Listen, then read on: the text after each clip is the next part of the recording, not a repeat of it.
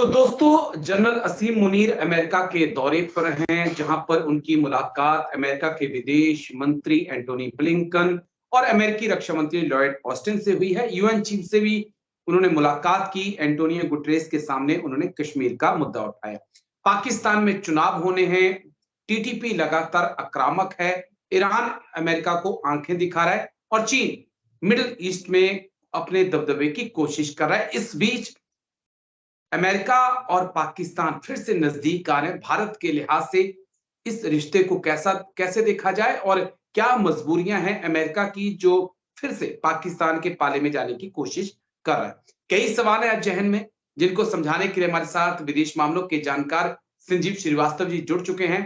बहुत बहुत शुक्रिया संजीव जी। जय हिंद। सबसे पहले जय हिंद राजेश जी, बहुत बहुत धन्यवाद आपको आपके शो में मुझे फिर से इनवाइट करने के लिए। Thank you sir, thank you. Sanjeev ji, general Asim Munir लंबे दौरे पर अमेरिका के, एंटोनी ब्लिंकन से उनकी मुलाकात, फिर लॉयड ऑस्टिन से भी उनकी मुलाकात, किस लिहाज से हम देखें? क्या पाकिस्तान के जो चुनाव होने हैं उससे जोड़ें, या जो सिक्योरिटी के लिहाज से पाक सेना के सामने चुनौतियां टीटीपी खड़ा कर रहा है उस लिहाज से देखें सर? देखिए Rajesh ji, United States of America Pakistan की जो राजनीति है, जो पाकिस्तान का पूरा जो एस्टेब्लिशमेंट है, उसमें एक बेहद अहम भूमिका रखता रहा है और आज भी वो जो भूमिका है वो बनी हुई है।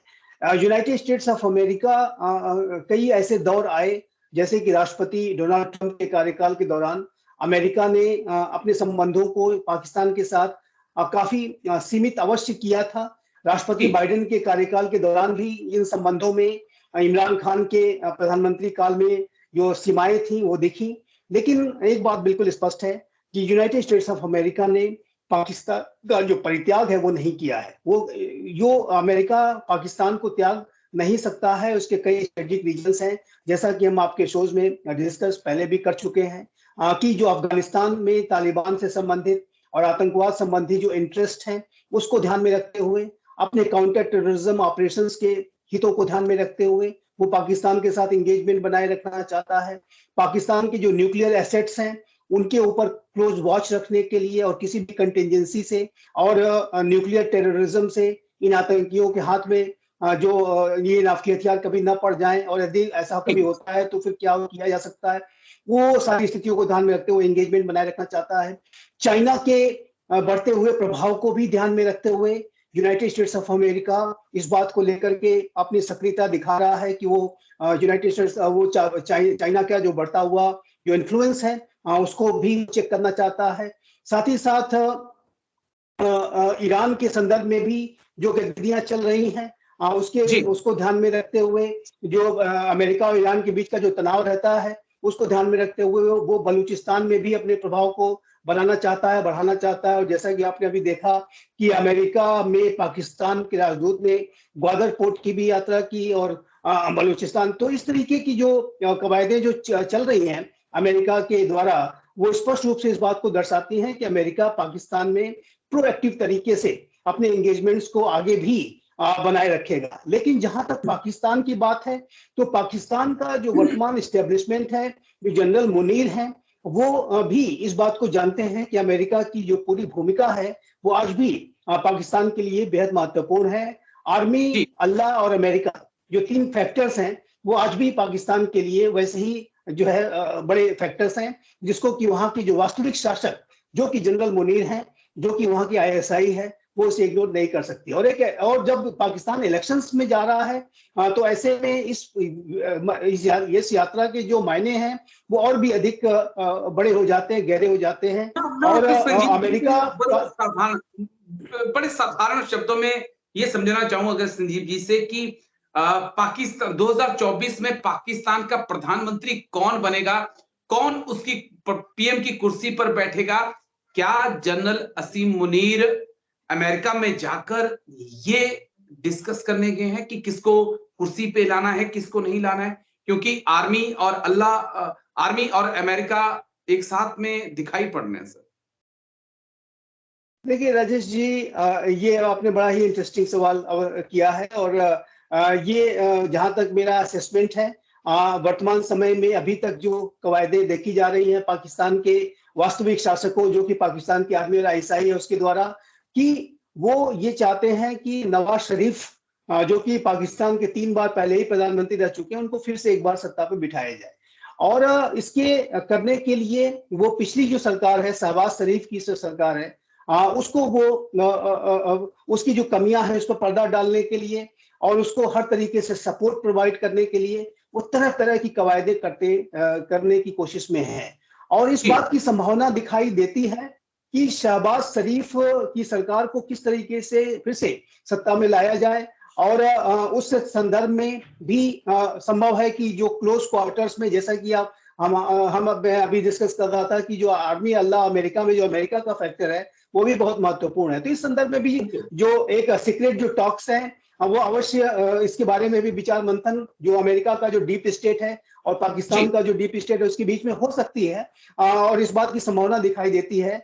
दूसरा, जो आर्मी जो पाकिस्तान के वास्तविक शासक हैं, मैं आपके दर्शकों को याद दिलाना चाहूंगा कि जब पिछली बार 2018 में चुनाव हुए थे तो उस समय इमरान खान को सत्ता में लाने के लिए पाकिस्तान के वास्तविक शासकों ने हर तरीके की जो हथकंडे अपनाए थे, हर तरह की कवायदे की थी। यहाँ तक कि इमरान खान को जब पूरा बहुमत भी नहीं मिला तो एलाइज और पार्टनर्स की व्यवस्था भी उन्होंने आर्मी और आईएसआई ने की थी।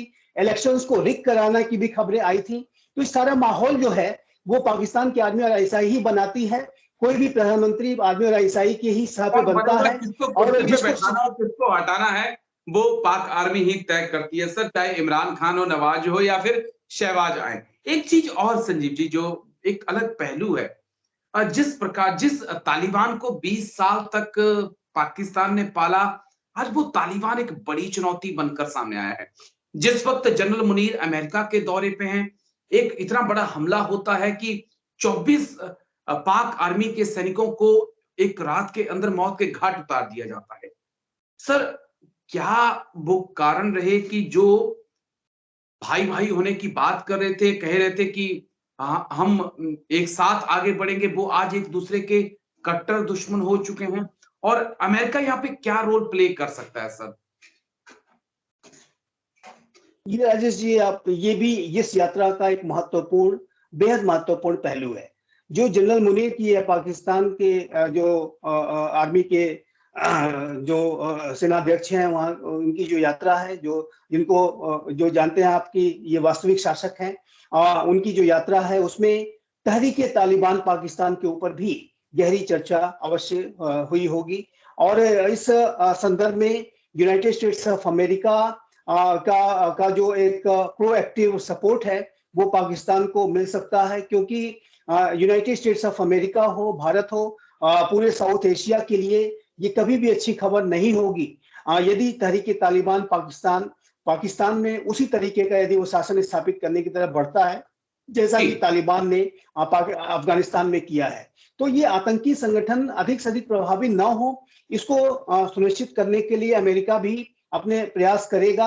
और अमेरिका भी उसे अप्रत्यक्ष, परोक्ष रूप से तो वो मदद नहीं करने जा रहा है, बूट्स ऑन द ग्राउंड वो नहीं कर सकता। अभी अफगानिस्तान में वो लंबे समय के बाद, 2 दशकों के बाद किसी तरह से बाहर आया है। लेकिन जहां तक पाकिस्तान की इस आतंकी संगठन के खिलाफ लड़ाई की बात है तो उसमें अप्रत्यक्ष जो सपोर्ट है वो अमेरिका उन्हें प्रोवाइड करा सकता है।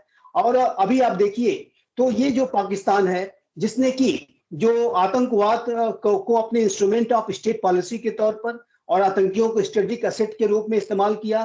तालिबान पाकिस्तान का ही क्रिएशन है राजेश जी।